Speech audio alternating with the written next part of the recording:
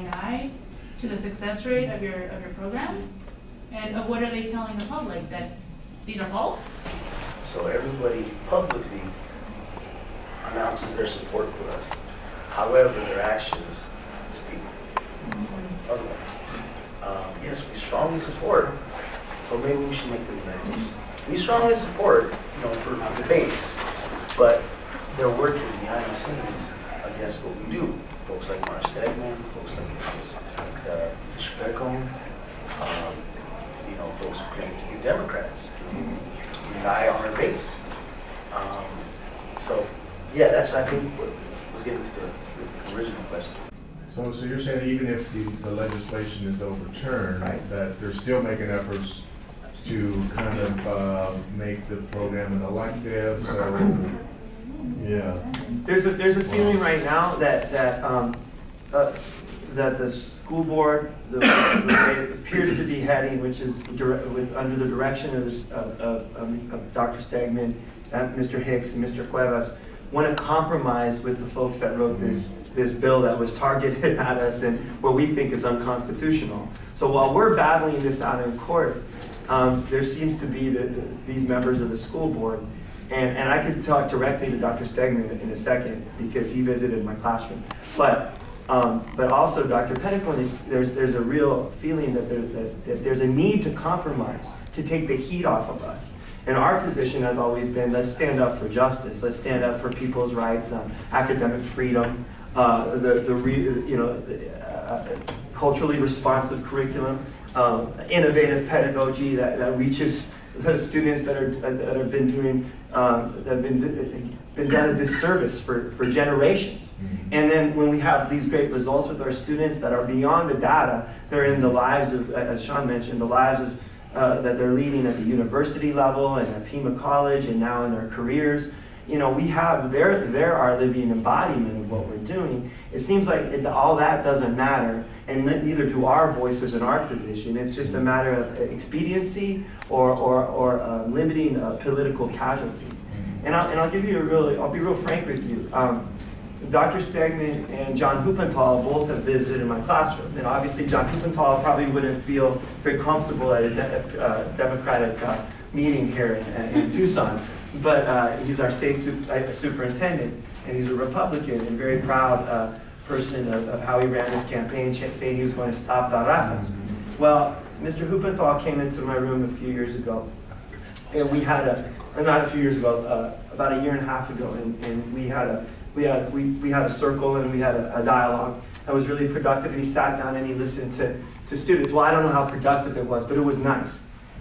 Students and him had a free exchange. And I really felt like, even though after that point forward, he was very disingenuous about and threw a lot of misinformation about his experience in my class.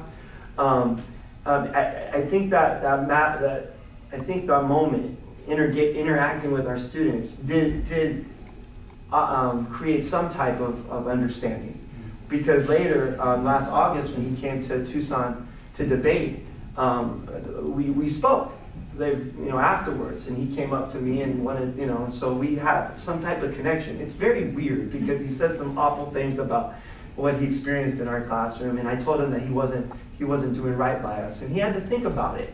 Well, Dr. Stegeman came in about 2 weeks ago, and I can say this without hyperbole or equivocation. He was so condescending and so disingenuous to me afterwards in our dialogue, and to one of my students. They talked in the hallway for about a half hour because a conversation that him and I started in between periods. Obviously, we have 7-minute passing periods between the class that he came to observe and then my freshman class was coming in. And so they saw us in an exchange because I was asking him, where are you on this issue of electives?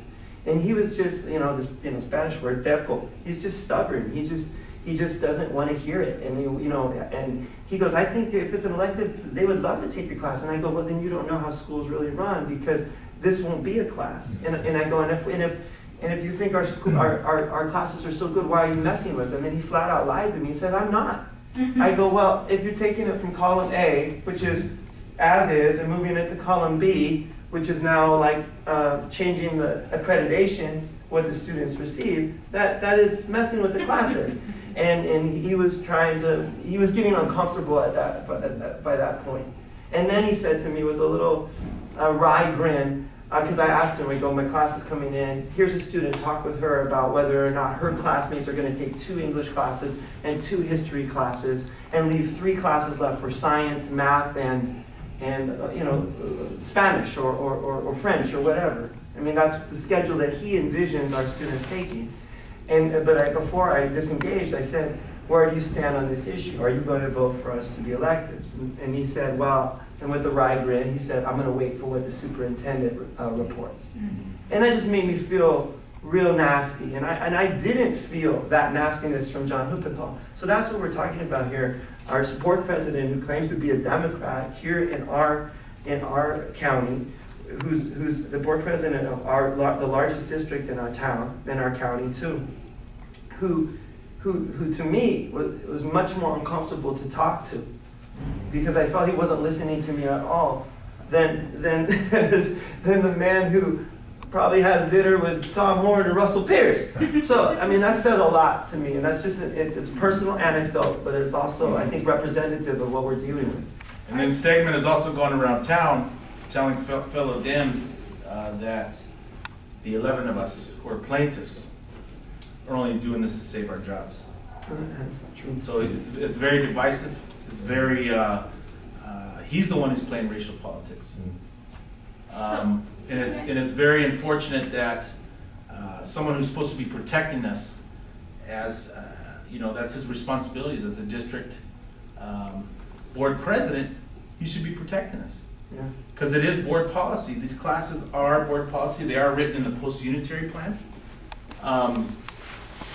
So for him to be doing that is just outrageous. And obviously he doesn't know about our histories, that we're fearful for our jobs. He doesn't know that the backgrounds that we come from. We come from union backgrounds. My father is here. My father can attest to the number of strikes that he's been in, the number of times he's been attacked by people trying to bust the strike, physically attacked, and he thinks we're scared.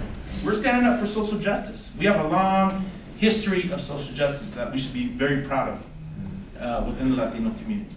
There's a time when the operation of the machine becomes so odious, makes you so sick at heart that you can't take part. You can't even passively take part. And you've got to put your bodies upon the gears and upon the wheels, upon the levers, upon all the apparatus, and you've got to make it stop.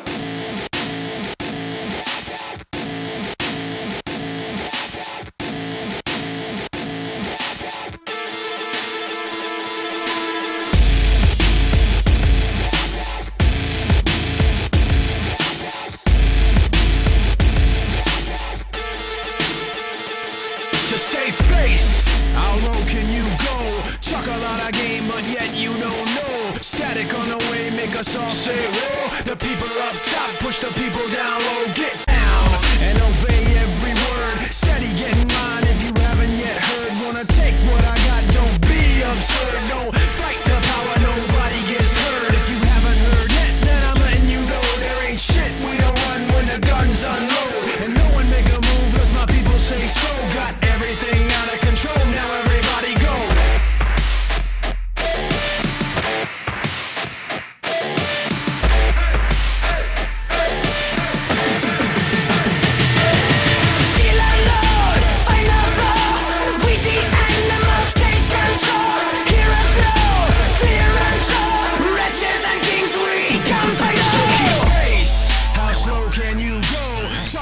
Shit and yet you don't know. Fire on the way, make you all say whoa. The people up top and the people down low. Get down, and I'm running it like that. The front of the attack is